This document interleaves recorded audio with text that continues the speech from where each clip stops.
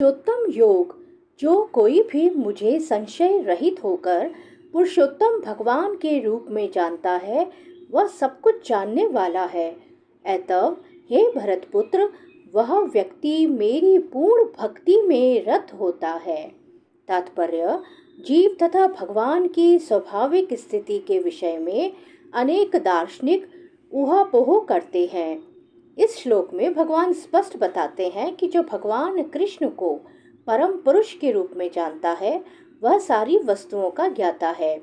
अपूर्ण ज्ञाता परम सत्य के विषय में केवल चिंतन करता जाता है, जबकि पूर्ण ज्ञाता समय का अपव्यय किए बिना सीधे कृष्ण भावनामृत में लग जाता है, अर्थात भगवान की भक्ति करने लगता है। संपूर्ण भगवत गीता में पग पग पर इस तथ्य पर बल दिया गया है। फिर भी भगवत गीता के ऐसे अनेक कट्टर भाष्यकार हैं जो परमेश्वर तथा जीव को एक ही मानते हैं। वैदिक ज्ञान श्रुति कहलाता है, जिसका अर्थ है श्रवण करके सीखना। वास्तव में वैदिक सूचना कृष्ण तथा उनके प्रतिनिधियों जैसे अधिकारियों से ग्रहण करनी चाहिए। यहाँ कृष्ण ने हर वस्तु का अंतर सुंदर ढंग से बताया है, अतः इसी शोध से सुनना चाहिए, लेकिन केवल सूकरों की तरह सुनना पर्याप्त नहीं है। मनुष्य को चाहिए कि अधिकारियों से समझे, ऐसा नहीं कि केवल शुष्क चिंतन ही करता रहे। मनुष्य को विनीत भाव से भगवत गीता से सुनना चाहिए कि सारे जीव सदैव भगवान के अधीन है। जो भी इसे समझ लेता है, वही श्री कृष्ण के कथानुसार वेदों के प्रयोजन को समझता है, अन्य कोई नहीं समझता। भजती शब्द अत्यंत सार्थक है। कई स्थानों पर भजती का संबंध भगवान की सेवा के अर्थ में व्यक्त हुआ है। यदि कोई व्यक्ति पूर्ण कृष्ण भावनामृत में रत है, अर्थात भगवान की भक्ति करता है, तो ये समझना चाहिए कि उसने सारा वैदिक ज्ञान समझ लिया है।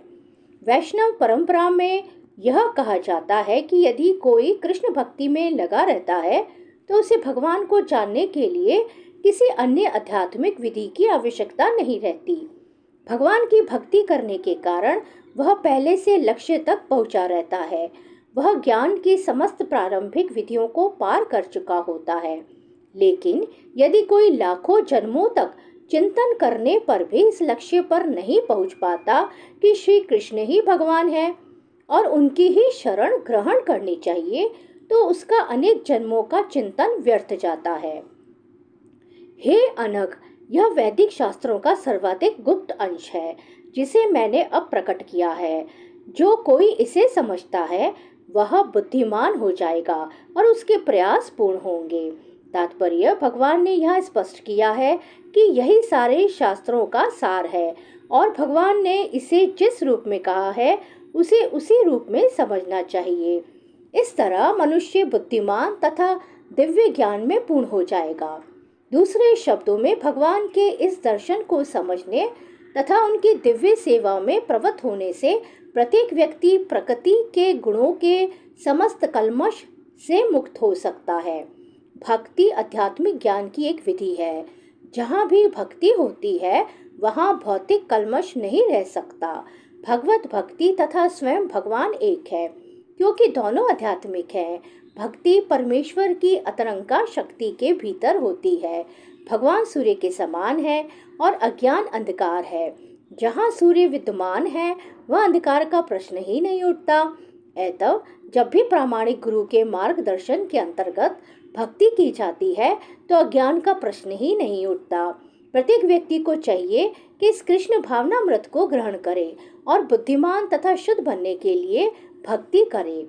जब तक कोई कृष्ण को इस प्रकार नहीं समझता और भक्ति में प्रवृत्त नहीं होता, तब तक सामान्य मनुष्य की दृष्टि में कोई कितना बुद्धिमान क्यों न हो, वह पूर्णतया बुद्धिमान नहीं है। जिस अनघ शब्द से अर्जुन को संबोधित किया गया है, वह सार्थक है। अनघ अर्थात हे निष्पाप का अर्थ है कि जब तक मनुष्य समस्त पाप कर्मों से मुक्त नहीं हो जाता, तब तक कृष्ण को समझ पाना कठिन है। उसे समस्त कल्मष, समस्त पाप कर्मों से मुक्त होना पड़ता है या मुक्त होना होता है। तभी वह समझ सकता है। लेकिन भक्ति इतनी शुद्ध तथा शक्तिमान होती है कि एक बार भक्ति में प्रवृत्त होने पर मनुष्य स्वतः निष्पाप हो जाता है। शुद्ध भक्तों की संगति में रहकर पूर्ण कृष्ण भावनामृत में भक्ति करते हुए कुछ बातों को बिल्कुल ही दूर कर देना चाहिए। सबसे महत्वपूर्ण बात जिस पर विजय पानी है वह है हृदय की दुर्बलता। पहला पतन प्रकृति पर प्रभुत्व जताने की इच्छा। दूसरी हृदय की दुर्बलता है कि जब कोई अधिकाधिक प्रभुत्व जताने की इच्छा करता है तो वह भौतिक पदार्थ के स्वामित्व के प्रति आसक्त हो जाता है। इस संसार की सारी समस्याएं इन्हीं हृदय की दुर्बलताओं के कारण हैं। इस प्रकार श्रीमद् भगवद गीता के 15वें अध्याय पुरुषोत्तम योग का भक्ति वेदांत तात्पर्य पूर्ण हुआ।